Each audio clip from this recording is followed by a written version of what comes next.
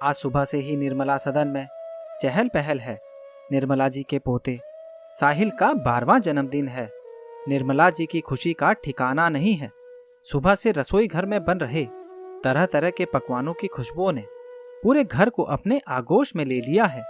निर्मला जी के पति का देहांत 4 साल पहले हार्ट सर्जरी के समय कॉम्प्लिकेशन के कारण हो गया था।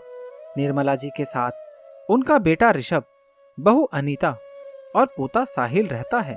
निर्मला जी की एक बेटी रेनू है जो ऋषभ से बड़ी है। रेनू विदेश में रहती है, 2-3 वर्ष बाद आ पाती है। अनीता दोपहर के भोजन के बाद ब्यूटी पार्लर चली गई। निर्मला जी सुबह से रसोई में लगी हुई हैं। अनीता उनसे बोल कर गई शाम को 5 बजे तक आएगी। तब तक निर्मला जी सब काम निपटा ले, रोटी और पूरी मेड बना देगी। काफी लोग आने वाले हैं।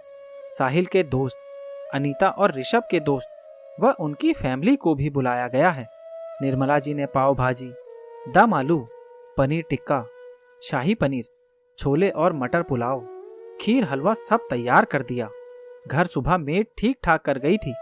निर्मला जी हाथ धोकर रसोई से बाहर निकल रही थी कि अनीता ब्यूटी पार्लर से आ गई। निर्मला जी ने कहा, बहू बहुत सुंदर लग रही हो। अनीता बोली, थैंक यू मम्मी जी, आप अभी तक यहीं हैं? 5:15 बज रहा है, 6 बजे तक सभी आ जाएंगे।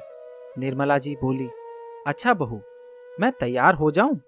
अरे नहीं नहीं, हाथ के इशारे से मना करते हुए अनीता आगे बोली, आप अपने रूम में ही रहना, खाना वहीं पहुंचा देंगे। बर्थडे पार्टी में बच्चे आ रहे हैं, कहीं आपको देखकर कोई डर ना जाए। निर्मला जी ये बात सुनकर एक पल को चुप रह गई, फिर थोड़ा संभल कर बोली, ठीक है बहू। धीमे धीमे चलती हुई वो अपने रूम में आ गई। उनका एक छोटा सा कमरा है जहां एक तखत और एक कुर्सी रखी है। वो तखत पर बैठ गई। 6 बज गया है। निर्मला जी की सूनी निगाहें दरवाजे पर लगी हुई है। वहीं आंगन में ऋषभ से अनीता कह रही है, मम्मी जी को रूम में रहने दो, उनका बदसूरत चेहरा देखकर बच्चे डर जाएंगे। दरअसल 2 साल पहले रसोई में दाल का कुकर निर्मला जी के मुंह पर फट गया था। पूरा मुंह जल गया था, बस आंख बच गई थी। फफोले पड़ जाने से चेहरे की त्वचा खराब हो गई थी। इसी बात को मुद्दा बनाकर अनीता ने निर्मला जी का बाहर आना जाना और मिलना जुलना बंद कर दिया था। थोड़ी देर बाद साहिल भी अपनी दादी को बुलाने जाने लगा। उसे अनीता ने कहा, दोस्त आने लगे हैं, उनका स्वागत करो। दादी थोड़ी देर में पार्टी ज्वाइन कर लेंगी। साहिल बच्चों का वेलकम करने लगा। केक काटे जाने के समय उसकी नजरें दादी को ढूंढने लगी तो अनीता और ऋषभ ने कहा कि केक काटो, दादी आ रही हैं। इधर रूम में निर्मला जी को प्यास लगी। गिलास उठाया तो देखा गिलास में पानी ही नहीं था। बाहर जाने का सवाल ही नहीं था। बहू मना कर गई थी। पार्टी खत्म होने के बाद ऋषभ माँ के लिए खाना लेकर आया तो देखा माँ नहीं रही। उनके हाथ में खाली गिलास था। ऋषभ वहीं सिर पकड़कर बैठ गया। काश माँ को रूम में रहने को ना बोला होता। काश माँ को बाहर आने से नहीं रोका होता। अब जिंदगी भर इसी गम में रहना पड़ेगा कि माँ को खुशी में शामिल कर लिया होता तो उनका साथ ना छूटता।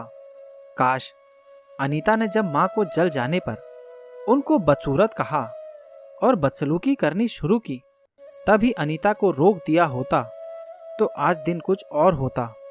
पर अब पछताए होत क्या जब चिड़िया चुग गई खेत। दोस्तों, किसी भी घर का मजबूत स्तंभ उनके बुजुर्ग होते हैं। उनका दिल ना दुखाएं, उनकी उपेक्षा और अपमान ना करें। बुजुर्गों को उचित आदर सम्मान दें। बुढ़ापे में उन्हें दूध में पड़ी मक्खी की तरह निकाल कर ना फेंकें। याद रखें, बुढ़ापा सभी पर आता है। भविष्य के गर्भ में क्या छिपा है किसी को नहीं पता। आपकी करनी आप पर लौट कर पड़ सकती है। ऐसा ना हो कि जब आपकी आंखें खुले तब तक बहुत देर हो जाए। दोस्तों, ये कहानी आपको कैसी लगी और इस कहानी के बारे में आपकी क्या राय है, नीचे कमेंट बॉक्स में ज़रूर बताना। और ऐसी ही हिंदी कहानियाँ सुनने के लिए चैनल को सब्सक्राइब ज़रूर करना।